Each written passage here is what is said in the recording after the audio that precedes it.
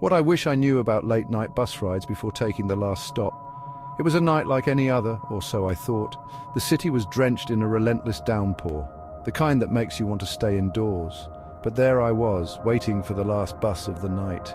The rain hammered against the windows of the old city bus. Each drop sounded like a tiny hammer, adding to the growing sense of unease. Only 3 passengers remained: Claire, a businessman, and an elderly lady clutching a worn leather bag. They were strangers, each lost in their own thoughts, unaware of the shared fate that awaited them. The air was thick with unease.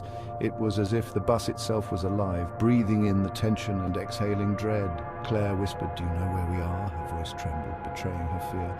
"This isn't my usual stop." She peered out the window, but the rain and fog made it impossible to recognize anything. The businessman shook his head. "This isn't right." His usually confident demeanor was replaced with uncertainty. The elderly lady, voice hoarse, added, "I've ridden this bus for years." Her eyes, filled with a lifetime of memories, now reflected only confusion and fear. He's never taken this route before. The unfamiliar path twisted and turned, leading them further into the unknown. Suddenly the bus screeched to a halt.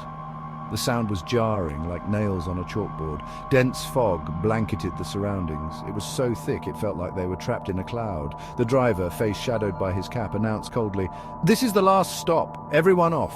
"No way," Claire protested. Her voice was a mix of anger and desperation. The driver remained silent, opening the doors. His silence was more terrifying than any words he could have spoken. The man in the suit peered into the fog. "I don't see anything, just nothing." The elderly woman stood. "We have to leave. Staying here is worse." Her words hung in the air, heavy with foreboding. She vanished into the fog. It swallowed her whole, leaving no trace behind. Claire and the man stepped off the bus. Their footsteps were hesitant, each step echoing their uncertainty. The ground felt soft, alive. It was as if the earth itself was breathing beneath their feet. Shapes emerged from the fog, people watching. Their silhouettes were barely visible, but their presence was undeniable. "Do you see that?" the man whispered. Claire nodded. "What are they?" A low growl echoed. It was a sound that sent chills down their spines. The figures moved, eyes glowing. Claire turned to run. The bus was gone. Panic set in as they realized their only means of escape had vanished. "Stay close!" the man shouted, but his voice was drowned out by the growing cacophony of growls and whispers. But the ground gave way, pulling them into darkness.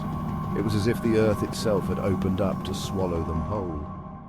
Claire woke up in her bed, gasping. Her heart raced and her body was drenched in sweat. "It was just a dream," she whispered. Her phone buzzed. "Thanks for riding. See you again." The message sent a shiver down her spine. She stared at her reflection. Her eyes were wide with fear and her mind raced with questions.